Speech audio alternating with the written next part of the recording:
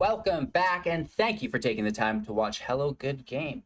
Ladies and gentlemen, boys and girls, ghouls and goblins, Quandrix is here. Strixhaven, 8 sleeps away. Are you ready? I certainly know I am.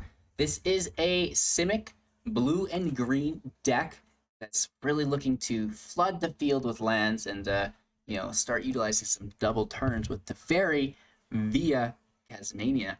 Which is going to be a lot of fun. So we'll break down the deck for you guys. We're going to show you each card. We're going to talk about the strategies and synergies, do some simulation polls, and hopefully they look fun. And again, if you do have any thoughts or opinions upon this deck while watching the video, leave them in the comments below, along with your reasoning, of course, right? So we can get behind you and we know exactly what you're talking about and see it from your own perspective, rather than just maybe kind of being confused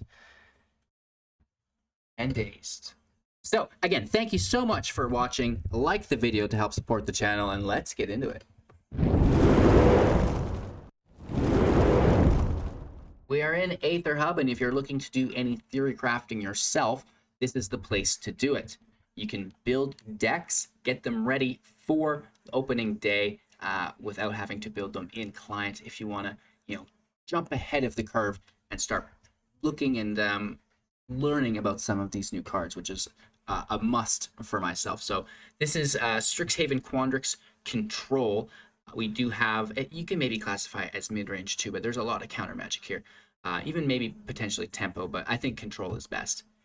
We have a lot of blue cards, only a few green in here. So the split is oriented much more towards the blue, as you can see. And there's a lot of double blue sources as well, and no double greens in the deck.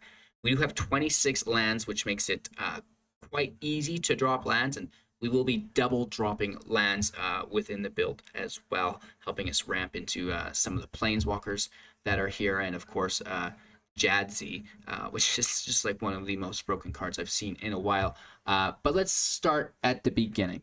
We have 2 copies of multiple choice, or multiplica escolia, I guess, I have no idea, for 1 mana plus X. Oh my gosh, I'm gonna actually have to look at this. I do not know this language. So for 1, if X is 1, we get to do something, and if X is 2, we get to do another thing, and if X is 3, we get to make a 4/4 elemental, and if X is 4 or greater, we get to do all of the above. So I believe the scry one is going to be the first one, right? And then the second one is going to be draw a card, I'm assuming. And this really looked to make much more sense. Here we go. If X is 1, scry 1, then draw a card. If X is 2, you may choose a player. They return a creature they control to its owner's hand. And if it's 3, create the 4/4, and 4 more, all of the above. I'm glad that we were able to solve the riddle. With that out of the way, we've got 4 copies of Decisive Denial, one of my favorite cards in the deck. Instant speed for 2. Choose 1. Target creature you control fights target creature you don't control, or counter target non-creature spell unless its controller pays 3. So this is quite good if we have the creatures in the deck to do the fighting, and we just happen to have those within the Brazen Borrower. Moving on, we do have 2 copies of Into the Royal. Return target non-land permanent to its owner's hand. If this spell was kicked, draw a card. The kicker will cost an additional 2. Just bouncing any attackers that we might run into. We have Quandrix Control for 3 mana. Return target creature or planeswalker to its owner's hand. Counter target artifact or enchantment spell. Put 2+1/+1 counters on target creature. Target player shuffles up to 3 target cards from their graveyard to the library. Which is pretty decent as well if you're reutilizing some of these cards that we have available to us. So the versatility within all of the command cards, I feel, are absolutely on point, maybe a little bit overwhelming, and we're going to need to be looking out for these within all of the decks. Moving on, we've got 4 copies of Saw It Coming, counter target spell for 3 mana. We can foretell it for 2. 3 copies of Tasmania Enigma Sage for 3 mana, 2 loyalty. Each other planeswalker you control has the loyalty abilities of Tasmania, which is amazing. +2 scry 1 -X, creating a 0/0 green and blue fracture creature token, and putting X +1/+1 counters on it. -8, searching your library for an instant or sorcery card that shares color with this planeswalker. Exile that card, then shuffle. You may cast that card without paying its mana cost, which is really quite interesting. And we have the 4 copies of Brazen Borrower. 3/1 with flash and flying, can only block other creatures with flying for 3 mana. Petty Theft for 2 mana at instant speed as the adventure to return target non-land permanent and opponent controls to its owner's hand. Much like our Into the Royal, just helping keep us alive and stopping our opponents from attacking our planeswalkers. 4 copies of Eureka Moment. Instant speed for 4. Draw 2 cards, and then you may put a land card from your hand into the battlefield. Loving it. 3 copies of Teferi, Master of Time, 3 loyalty, and you may activate loyalty abilities of Teferi, Master of Time at any player's turn, anytime that you can cast an instant, which is great. So we can do it on our turn, we can do it on our opponent's turn. -3, target creature you don't control phases out, and -10, take 2 extra turns after this one. 2 copies of Graven's Lore, Snow instant for 5 mana, scry X, where X is the amount of snow spent to cast the spell, and then draw 3 cards. So we can potentially scry 5, draw 3. Jadzi, Oracle of Avocados, LOL. Stop it.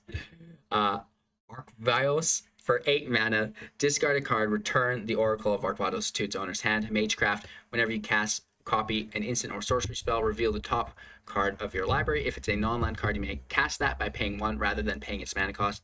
If it's a land card, put it into the battlefield. I absolutely love this. If you counter into a draw, that's going to be absolutely deadly. And of course, this does have the flip side to it. It's a MDFC. Journey to the Oracle for 3 mana, sorcerer speed. You may put any number of land cards from your hand into the battlefield.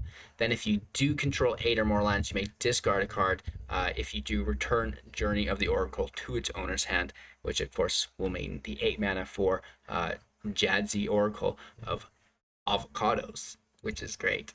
That's the deck. We've got the pathways, we've got the snarls, we've got a couple temples, right? Plus the snow forests and islands, just to make things really consistent for us. If we wanted to be a big time BM master, we could incorporate something like the Crawling Barrens or the Faceless Haven into this deck as well. I don't think that's a bad option, because things like our Decisive Denial can help on that front as well with the fight effect, and then we've got more things to put the counters on as well.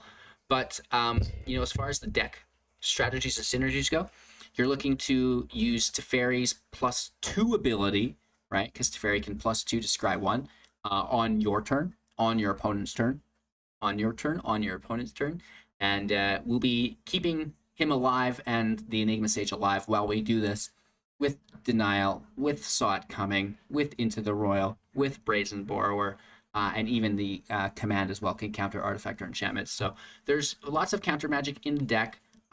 We might want to incorporate more. The Denial over the Negate for now, I still think is fine because it's an only 2-color deck.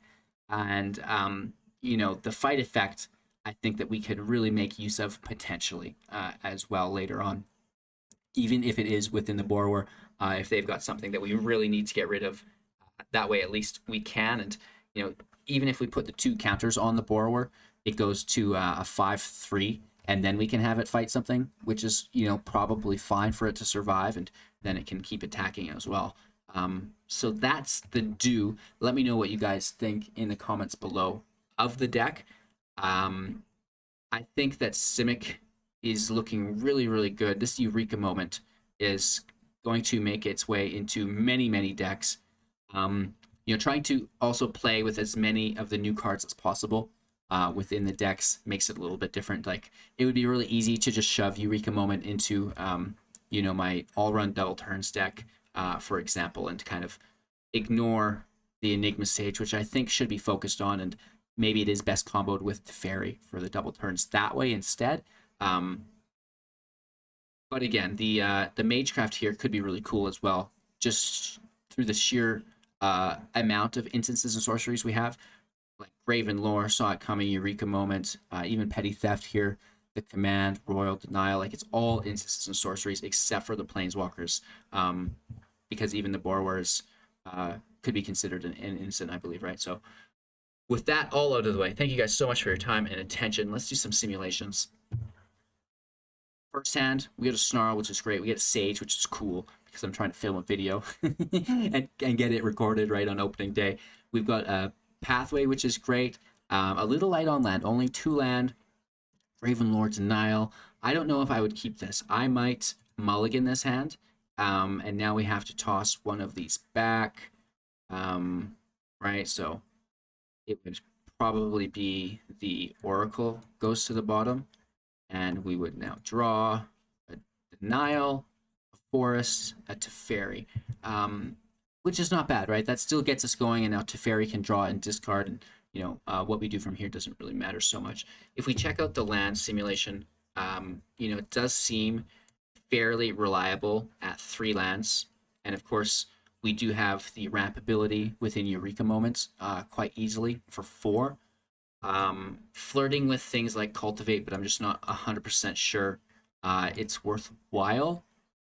It's not instant speed, which makes me sad, and now you're vulnerable to counter magic, which makes things pretty hard to contend with when your defenses are down. So sadly, a very expensive deck. This one's almost $500, if you can believe it. But it just seems like it's gonna do the do. And if we can protect Teferi with Casmania's +2, like it comes out as 3, it's gonna go to 5 on your turn. On their turn, it goes to 7. On your turn, it goes to 9. Their turn 11, and then you can minus, which I know is still a long time to have Teferi in play, but it's so much quicker to +4 each turn than the +2. So with that out of the way, thank you guys again. Make sure to like, comment, subscribe to help support the channel. Check out our Linktree link for all of the giveaways and competitions that we have to offer, as well as the Discord access and links to all of the financial support that you can provide to me as well, whether it be through Amazon, Into the AM, Grey Viking Games, or through Patreon, Twitch, or YouTube, right? There's lots of goodies there, and I'm sure you'll find whatever you're looking for. If not, just reach out to me, and I'll be sure to help you. Thanks again. Let me know what you think of the deck in the comments below, and we'll be back tomorrow with a Prismari deck, I believe. So get ready for some more theory crafting and more top-ranked Mythic gameplay as well. See you soon, and until next time, take care.